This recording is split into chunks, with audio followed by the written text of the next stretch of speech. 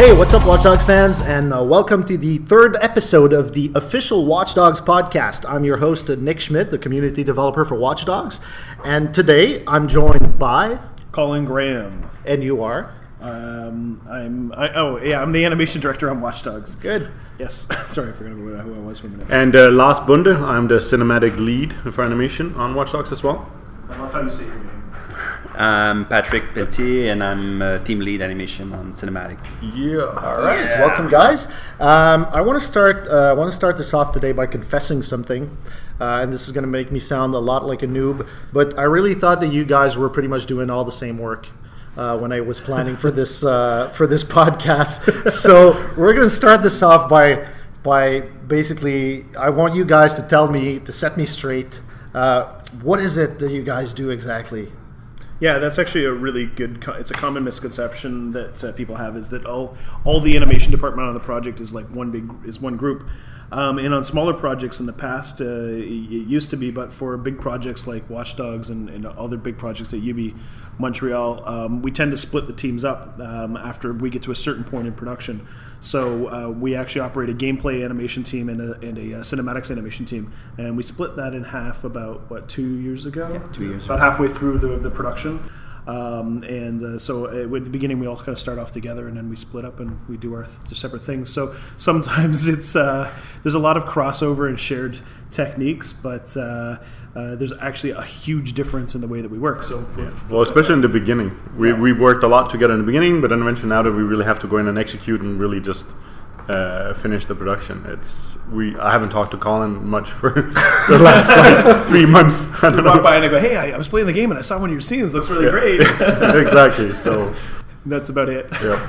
So basically, if I get this straight, if I get this right, Colin's team is pretty much all gameplay, and you guys, Lars' team, you're pretty much all cinematics. Yes. Yep. Here with And scripted events. Yeah, scripted events too, of course. Also. Yes. Yeah. So maybe we should define that so people understand what the difference is. So the very simplest way to define it is anything that's done by a character in game systemically through the game. So a character running around, acting in the world, fighting against you, or anything that the player does when you have control of the stick would be considered to be gameplay. And anything that it would be outside of those basic systems would be a scripted event. So maybe some guys arrive in a car and do a little thing and then go and attack you. And then you have full-on cinematics, which you have the camera that is very carefully composed, and it's usually more high-res animation as well. Yeah, for sure. Well, the scripted events is a little bit of a mix of both, right? It's where gameplay blends into often cinematics or missions that need some specific story element where we want to have full control either of a camera. The player could still to some extent be playing, but there could be other characters around the player that are still like scripted, just to make sure that the story gets across or something like that. And cinematics and scripted events are really seen one time in the game, and then the gameplay stuff is repeated over and over. So anything that you see more than once would probably be the easiest way to define it for a player. All right. And do you guys use each other's work? Like, obviously, most of it is done. Well, I use Colin all the time. So, but I mean, obviously, it's done through mocap. Like most of it, I know you guys in cinematics do it through mocap. I know in gameplay also you do it through mocap. It's a good point. I mean, it's something that Colin was very, very adamant of in the beginning, that we really needed to make sure in the cinematics to, of course, nail Aiden Pierce as the character he is in gameplay, and that's a lot of communication to make sure that happens. Colin made a really nice document at first, really just kind of outlining everything that he felt was essential Aiden Pierce that we needed to try and get into the cinematics. Well, some constraints don't allow us to always do it, but at the same time we try to, of course. There's a lot of different considerations. You have a lot of constraints with gameplay animation that you don't have with cinematics, and vice versa. Because the cinematics shots are more high res than the gameplay shots, they have to be handled in a different way. But one thing that we have consistently across is that the actor who plays Aiden for all of the gameplay stuff, he was one of the first people ever cast for motion capture, and he's been consistently our Aiden physically throughout the game, and he's also used for all of the stunt work of Aiden in the cinematics and scripted events. And then there's a different actor, Noam Jenkins, who plays Aiden Pierce, in the cinematics and scripted events. But Gnome is only used for that. It's more like when he's acting and talking. All the physicality of the fight moves and everything that's done in the gameplay is all done by Sebastian Rouleau and the team of stuntmen that we work with. That was why it was really important to have, like, Sebastian was always there on set too. As soon as there was a little bit more action-oriented scenes, even if no one wanted to do the scenes, Seb would be there to make sure that we kind of maintain some consistency. Sometimes it's hard because they were a physique a little bit different, but we also did put Norm through some training as well to make sure that he knew how to handle a gun and all that stuff, where it's more natural for Seb being a cop actually in Montreal, that it's a little bit more natural for him. All right. Yeah, that's what I was going to ask, because like you said, two different actors do one character basically. So how do you guys make sure that there's no disconnect at all, even though like you said the stunt actor was there to help with that? That's where Pat and his team with the animators come in and have to make sure that everything like blends seamlessly when they work on it, because we've edited everything together. So we have to, you'll see, if you see live footage from our cameras that's actually on set recording the motion capture, you'll see like swap in and out of the characters whenever we need it to. But that's where Pat's team takes over. All right. Yeah, well, the one of the things with the consistency is that having the same stunt guy on set contributes a lot to the consistency of the character. So for gameplay, I'm just going to digress for a second. For gameplay, we've been working on this for about 4.5 years. Is coming up. We're in almost September now. So because we have used the same actor for Aiden since the very beginning. In fact, the whole everything was done based around this character. The way he poses was based around this actor. And that consistency has been very important. That said, one of the advantages of working with motion capture is that you can swap an actor, and you can swap an actor and you can get away with it. Now, of course, over the course of a lot of shots, you'll start to see the pattern of body motion come through, and you can, I'm sure that we can all spot which shots are Gnome shots and which ones aren't. But I'm pretty sure that the person playing the game will not be able to see this because they don't study the motion the same way that we do. But you also have actors that are not really adapted to making gameplay animations as well. We tried it with some of the actors for other characters, where it's important we need to get a little bit of that flavor from some of the other characters that's in the game. And when we stand there and direct them for that, okay, like do this or do that, it becomes more stiff and more not as natural, where often more action-y performers have an easier time saying, okay, just let it go. They're not thinking too much about who am I, Okay. On our project, we took I'll just talk about actors and motion capture for a little bit, because this is the core of both gameplay and cinematics. Actors. Somebody who's asked me in the past, how do you get into being an actor or a stunt person for motion capture? And for a lot of people here in Montreal, it just happened to be that was a job that their agent proposed to them, and some people are good at it and they stick with it, and some people are not. For motion capture, for gameplay motion capture, there's a lot of requirements that the actor has to consider but still make it look natural. They have to strike a certain pose at the beginning and end of every shot, and they have to do things in a very efficient way, short amount of time, because it's a gameplay animation, and it becomes a skill that they use over and over again. Now, on Watch Dogs, we generally kept our cinematic cast were all more classic actors. Absolutely. They weren't from the mocap pool of actors that we use in Montreal. No, not at all. But on the gameplay side, we're using the same actors, and they work on every project at Ubi. They do a lot of work for motion capture, and they're very efficient, so we can do a lot of work. But you did, the guys that you took, especially for that part of it, I've had experience in the past where I have had these guys that are experienced with it and whatnot, but I literally felt like they've been mocapped out. But they've been doing it too long. But with Sebastian, even though he's been doing it for really long, he's of a creative mind still, and then working with people like Colin, you manage to still push them and do new things instead of just defaulting back to always what they've done for the last 5 years. And projects like AC tend to have a more theatrical approach. Watch Dogs has a maybe a more realistic approach to its narrative, to its storytelling, to its style, and so the acting isn't really theatrical in the same way. Assassin's Creed is almost like a stage play, right? So the actors tend to act in that way, which works really great for gameplay, because you want these broader actions that you can see. They shine in the world, right? You can see people's body language and gestures. But when the guys are shooting cinematics, they have a camera and it's up close in their face. And that's actually a very interesting process with the camera. Maybe you guys want to talk about how you... Yeah, our technical pipeline is cool. We were starting when we start on the project. We wanted to change a bit the way we were working before. Yeah. That was the main goal on this project.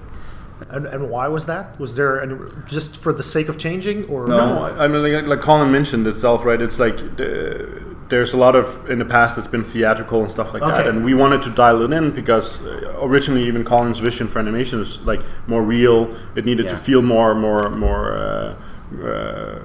realistic in this concept of Watch Dogs, and that was important to us to give the actors something that felt more like a known entity for them. So shooting more like a movie was the first thing we did. You know, that was like everything that we could try and do on set, like really have like directors or a director photography there, the camera guys are there. We have boomers, we have like proper sound personnel, we had a first AD, like a assistant director who runs the shoot, really like a film shoot. Because mocap in a big volume like that, one of the best descriptions I've actually heard said of it's without the cameras and all that, it's kind of like an actor being on stage without a cast and just the regular in-house lights being on. So they don't really know where they're acting to. And most of our casts didn't do any mocaps, so you start shooting with them and they're looking for cameras, like where's the angle, where's the camera. So really? So that gave them direction, basically. For sure. We threw in 4 cameras in the set. I've usually shot with that in the past as well, but this was important, especially for these actors that hadn't really done that much mocap before. Yeah, when you look at the cinematics team shoot, it looks like a movie set, except for nobody's wearing a costume. There's no lighting, and all of the walls are made out of see-through plywood and plexiglass. But you have all the same. You have like what, 30 people or something like that on your set. The maximum we had here, we were about like 32 people on set, but so we tried to narrow that down. A gameplay shoot has 3. And sometimes 1 if you have 2 actors. 4. So you guys basically used a full set. So if let's say in the game Aiden is in front of his computer and there's a table. So when you guys were shooting, there was a table and a computer. And this was where Pat, for example, was in. Like he would get a location for in the world where cinematic was set. We kind of went around trying to scout in the city because the city is so vast that we looked like, okay, what's good locations and stuff like that. Like you actually would for a movie, which was kind of cool. You're flying around in 3D and you're finding like this is an epic scene and like a really cool area. And Pat literally goes in and then puts it together, and we bring that to the mocap studio and have the entire 3D space around the cinematic there, and we try and reconstruct as much of it as we can. All right. There was one other thing. I actually have a different perspective, I think, than the other guys, because I'm actually more amazed by some of the little things than they are, because they probably take it for granted. They shot everything on video, which was very interesting, because I remember Lars going to a mocap all day and then going over to another studio to do a video editing at night. Remember that? Really? Yeah. So how many hours were you working a day at that point? I did 70+ hour weeks doing that. That's for sure. Well, one really cool thing that we did was we actually compressed all the cinematics shoot into one go. So we shot for 5-6 weeks straight, kind of like they would do for a movie as well. Like go rehearsal, shoot, rehearsal, then 2 days shoot maybe, stuff like that. But at the end of every day of shoot, we would gather all the film footage that we had taken, not just the data that we would capture, that's being sent off to be processed, but we would gather all the video footage and we'll literally hand it over to our editor who worked an editing suite.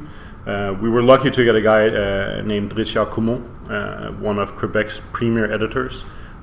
He edited War Witch, or Rebelle as it's called here. That was actually at the Oscars last really? Oscars, yeah. Mm-hmm. So he did our edits, and he's just done a phenomenal job.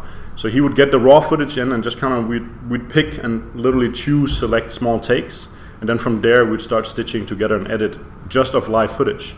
Then eventually, when we would get the mocap data and we'd start making it in 3D, we would start adding maybe, like, instead of the 4 cameras on set, we would maybe shoot another 20 cameras with a virtual camera in the same set.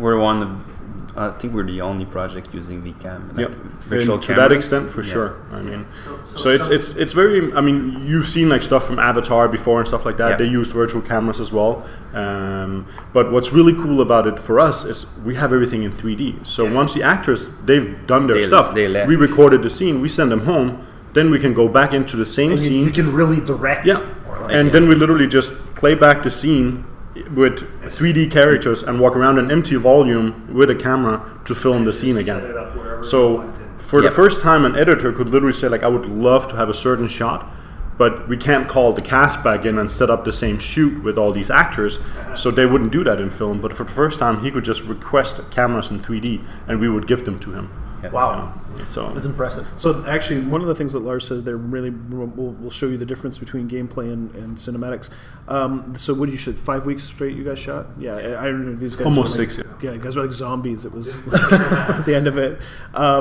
We've been so with gameplay. We didn't really do a lot of mocap in the very first year that we were in pre-production because we were just doing prototyping. But after that, we basically have shot mocap once every 2 weeks, more or less.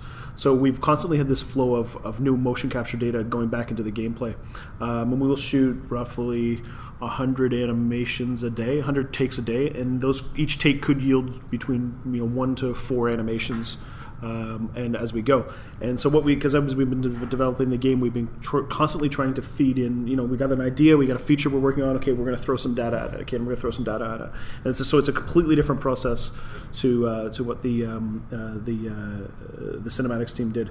And one of the big pluses of doing it the way that they did is it nails in the story really, really fast, and then we have to use that as a constraint for the rest of the missions, because quite often games come out and in productions we've seen the cinematics look rushed or kind of unfinished because the team is doing them at the very last minute because nobody wants to commit to it. The story is kind of based maybe with the missions and everything, so it's natural that it can come quite late, but at this time we actually managed to shoot quite early in the process. So it's a point to note, because we haven't revealed a ton about the story for Watch Dogs, but that compared to other games that we've seen, other game productions that we know about, Watch Dogs is story is more central to the game and the development of the game, and not so much of an afterthought as it could be for other games.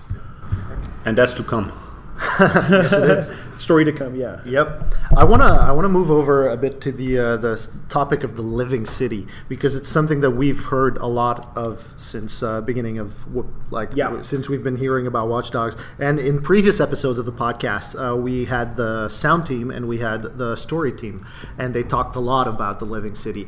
Sound team had to record that I don't know how many lines to make the city feel alive in a sound, like audio kind of way, and the story, well, they had to write all the lines for these people. So I'm guessing this is very obvious right now, so you guys had to mocap all of that, I'm sure. Yeah, right? Of course. The living city for the animation is a little bit less Chicago centric because the voice acting is more the stronger influence for that. The fact that all the voices were recorded in Chicago adds that huge amount of authenticity. But the motion capture was done all in Montreal.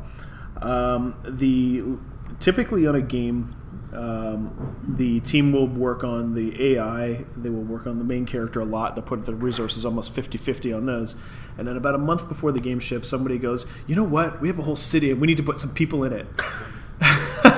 Right, so you find the animator that isn't doing a lot of work right now, and the programmer who's not doing a ton of work, and you just basically throw something simple together, and that's usually how it's gone in the past for games that we've seen, and it's getting bigger and bigger. Of course. Well, I've been looking for Colin. I've been looking for Colin sometimes, and it's like, where is he? He's like, oh, he's up on the 4th floor.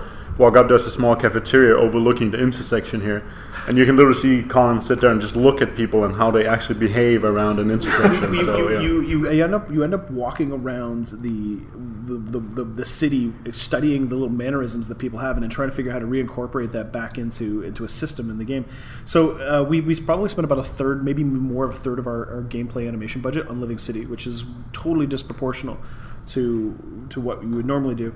And we have a separate team completely dedicated to that. And we benefit from that in the cinematics too. Yes. How so? Well, background characters and stuff like that. It can be a little bit easier. Even if you really want to use the characters, we have great recording tools where we literally could record the living city as is and put that in our cinematics. In our scenes. So. Yeah, there's just a staggering amount of motion capture done for that. We use more or less this. We have about 3 or 4 actors who do the living city. We try to switch it out a little bit because you start to see patterns in body movement. That's all I'm talking about. But Carlos and Amber are great. Yeah, we've got 3 or 4 that are really they can just ad lib on the spot, and we do a lot of we just do a lot of ad lib honestly when we're trying to come up with those little you're moments. Just having fun basically. Yeah, exactly, because the audio gets switched out for a lot of the scenes as well too. And for just when the characters are walking on the street, there's hundreds of different animations for that. And then on top of the different walk cycles, you have these little gestures that you see people trip and sneeze, and they'll get lost and like try to figure out where they are. And then we have a system where the objects in the world are basically attracting them. So somebody will walk by a garbage can and throw their coffee cup in the garbage can. But we have a whole system for that. If a person's walking by and there's the clear path to the garbage can, and they've got a coffee cup, because you have to have a coffee cup if you want to do that. We've had people go to the soda machine and buy a soda, and then they walk off, and now they're walking off drinking a soda. And then of course when it rains, you have a whole different set of reactions for that too. And then on top of that, it layers in with the reactions of we have to come up with a way of having all of these actions interruptible. So let's say, for example, people are standing on the street, they're walking along the street, and your face pops up on the news broadcast. Well, there's a woman who says, "Wanted fugitive Aiden Pierce," and depending on your reputation level, some people will recognize you or not. And some people will recognize you and just go, "Huh, it's okay. I just saw Aiden Pierce. That's kind of cool. I'll tell my boyfriend at dinner or whatever." And other people will go, "Oh, that's a fugitive. I should call the cops." And then that whole system has to interrupt and react with itself. And even simple things like if you crash a car into another car, sometimes people will stop and take a picture of it with their cell phone, just because that's what people do in real life. So that's just kind of a sort of a rundown of the living city. We have some crazy stuff. Like if you go into a bar and you pull out your gun, you will actually see people hide under the tables. I've never seen that in a game before. The people in the back of the booth will hide under the table. The people at the front of the booth will like cower, and then when they have a chance to go for the door, they'll run for the door. So there's a crazy level of detail.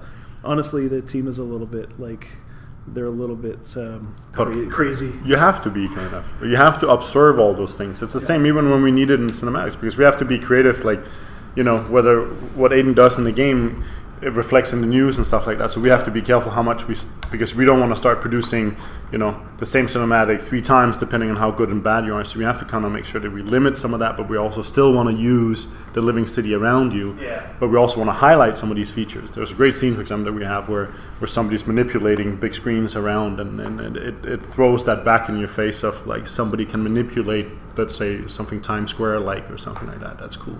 Yeah. Wow.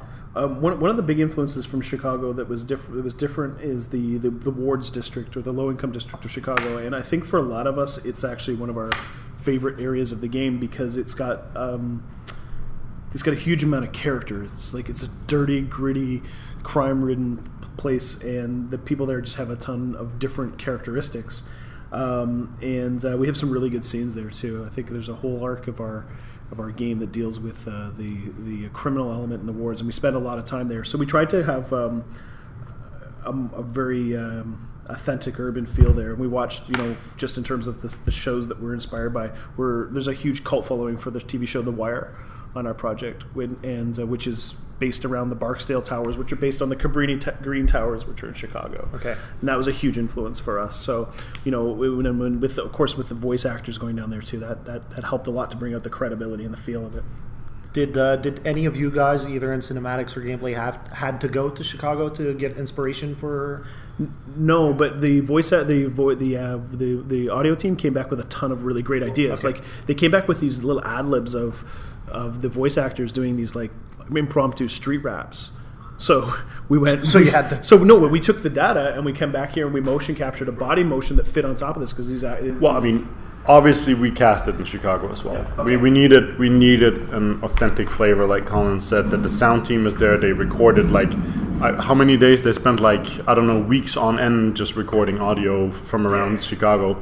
And also most, like what you hear in a game, is also people from Chicago. So we of course have some key cast from Chicago. We do have a little bit in LA as well. We do have some in Toronto, and we do have a little bit here in Quebec as well. Yeah, but the audio team came back with a ton of really good stories, and said, hey, you guys should do this. Like, you have the bucket drummers. This is these guys that play on the street in Chicago. They play the drums on these plastic buckets, and it's so those guys are in the game, for example. That was something that was we wanted to get that part right. Well, that's great. But there's so much flavor in Chicago anyway, and that's why even making sure that we get that in the living city, but also for the cinematics, that it's not just all like full on Chicago flavor, because in Chicago there are a lot of people from elsewhere, and it's a very diverse city as well. So we needed to make sure that we represent that.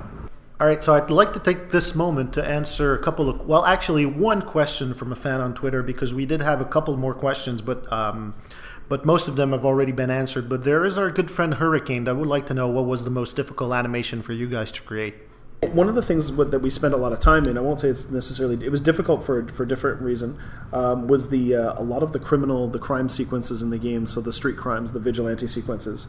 And we spent a fair amount of time trying to design these like random street crimes and try to make them interesting, because we don't want them to be repetitive. We want the player to encounter them over and over again.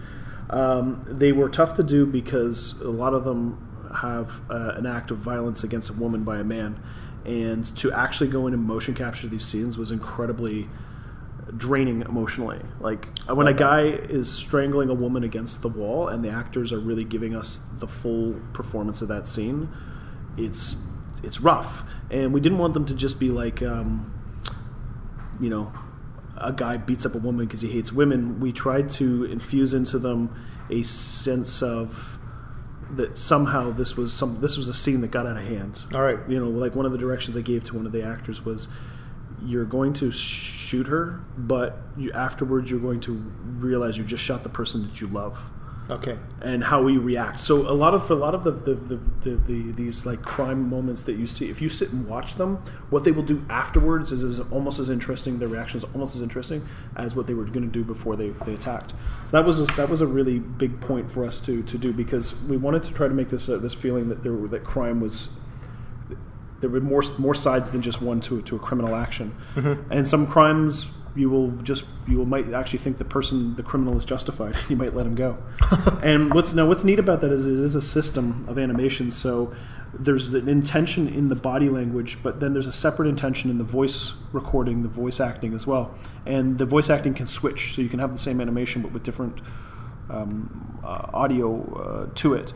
And sometimes switching the audio completely changes the context of what the scene is. So one time it can be a guy, he's stabbing his girlfriend for cheating on him, and the other time the guy could think she's an alien. All right. He's stabbing her because he's like high on PCP or something. Well, I think for gameplay, what was interesting is in that gray zone that you're touching on, when it's like a man kind of physically towards a woman and having to deal with that.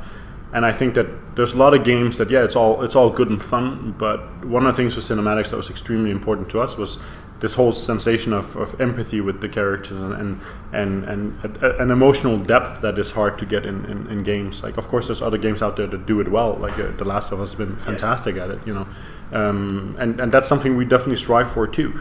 It's this whole aspect of who then gets to work on these scenes. I had a scene that I came back with from the mocap studio, and I had a very specific idea of which animator should work on that scene. So I knew it was an emotional, draining scene to work on. So I introduced it to Emily, one of the animators on here. And we sat down and she looked at it, and it basically almost like made her cry too. Wow. And I was like, okay, that was like just the first part of a scene. Then there was a second part, kind of follow up to that. When I showed her that, she was tears was streaming down her face. And I was like, okay, I have the right animator to work on this scene, but I wanted to make sure she was okay with that, and that's the things you have to think about. So it's not just like, it's not just data, people are getting invested in this. If you don't care about the work that you're making, if you're just laughing at it all the time, then why are we tackling difficult subject matter in the first place? And we've had to have a lot of tough conversations about some of the material that we've been doing. Like we everything we did, we wanted to treat it seriously. We didn't want to make people laugh at our game. But of course, they may laugh. Some people may some guy somewhere may strangle a woman and see a woman getting strangled. No, he may not do it because we can't strangle women in our game. He may run around and watch people strangle him in the alley and go, "Yeah, I'm getting off on this, whatever." But he's a sicko. That's not our intent. Was to make a rational human being look at this and care about what's going on. But of course, we also have, the little bit of slapstick humor sometimes, so people that can give that little bit of relief, even if it's serious topics and stuff like that. We've hinted a little bit on Jordy, for example, in some of our trailers, and he's fantastic. Jordy Chin is honestly one of the greatest characters that we've ever had the chance to work on. And when people play the game, they're gonna love this guy. I've only played the first couple of hours of the game, and I already love Jordy. Yeah. He's just so he's funny.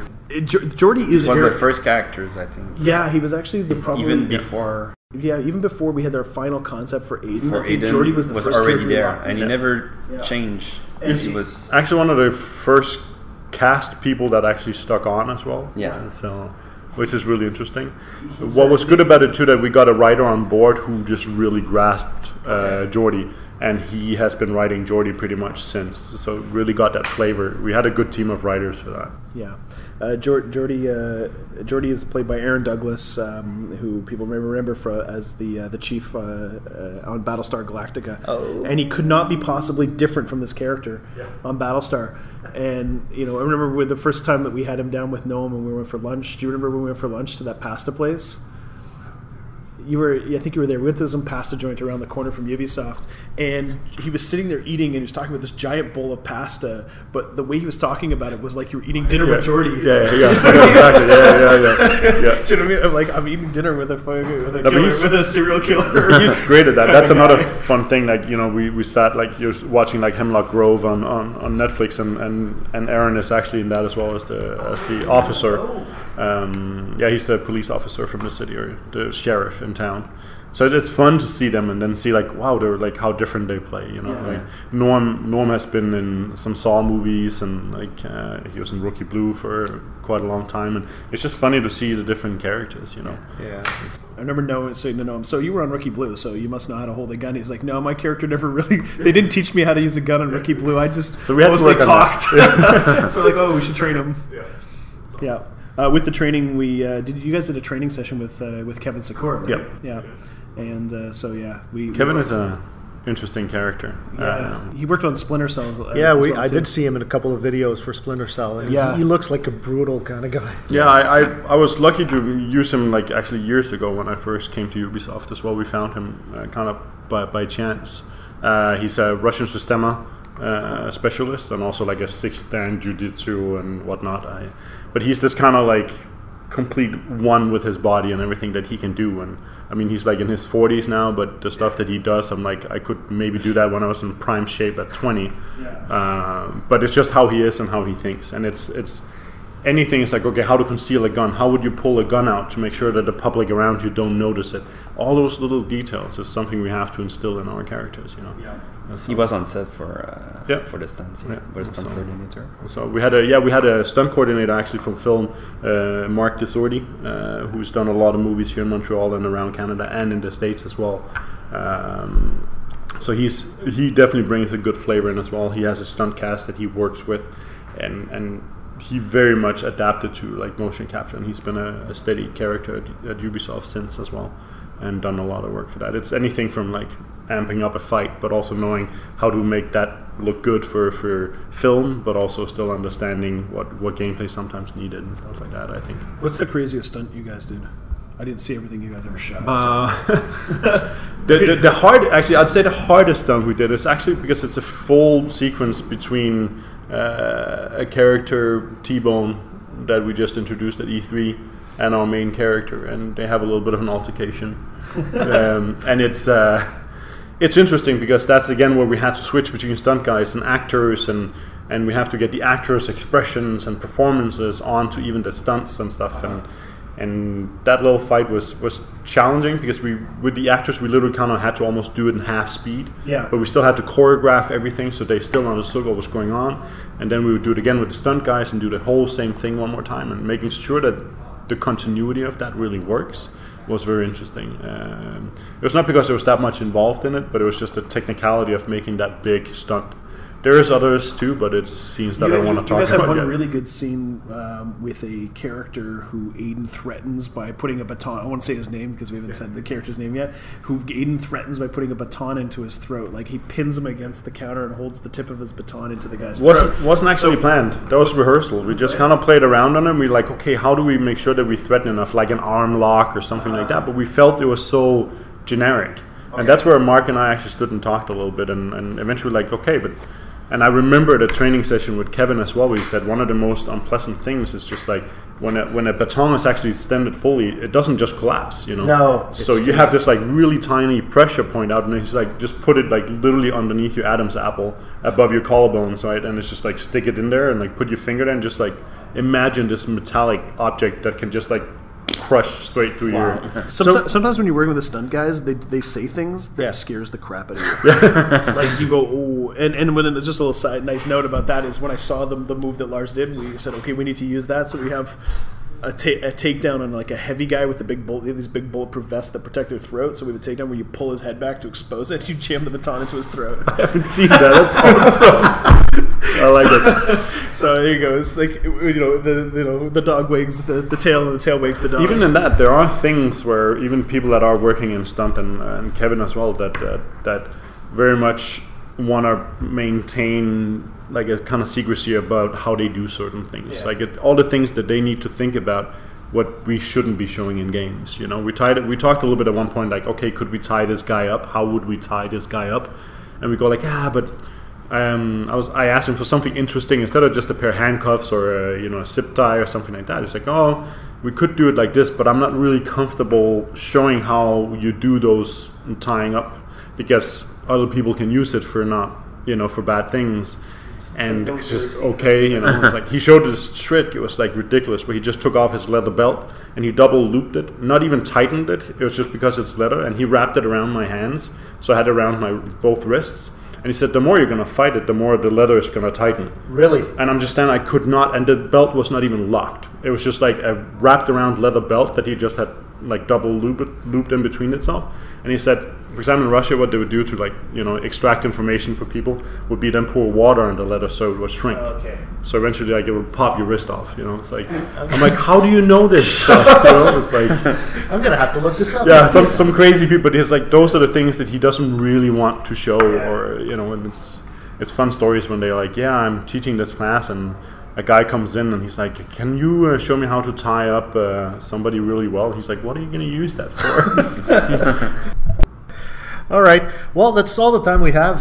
Thanks a lot, guys, for joining us and explaining what the differences are between. Hold on. Before we go, there's one question that I want to answer. It was not on the list, but there's one question I want to answer because everybody asks me this question all the time, and I hear it everywhere we go. Okay, so there is no animation in Watch Dogs from Assassin's Creed or Splinter Cell, except for 2 animations, and I will tell you what they are. You guys want to know? Yeah. Could you guys guess? There are 2 animations in Watch Dogs that are shared, and because other than this, it is completely built from the ground up for Watch Dogs. No, of course, cinematic wise as well. But okay, swimming. The swimming animation, because we have animators that come from other projects, so we recycled the swimming animation for Assassin's Creed, and when they explode, when you throw a bomb and people fly through the air, this is from Black Flag. Oh yeah, we have the same animation as Black Flag because they did a nice mocap shoot of people exploding and flipping through the air, and we said, well, we'll use that. Other than that, everything else is 100% Aiden Pierce, and that's his scoop. And that's the official word from the animation director. I swear to it, and if you don't believe me, I'll prove it. Yeah, exactly. But you'll have to come to Montreal. Yeah, and he has a baton in his back pocket. Yeah. He has one on his desk. He has one everywhere, I think. Yeah. All right. Thanks a lot, guys. Thanks for listening. Thanks. And for all of you there, if you have any questions or comments on this podcast, hit us up on Facebook or Twitter. You know where to find us. Once again, thanks a lot. We'll see you guys later.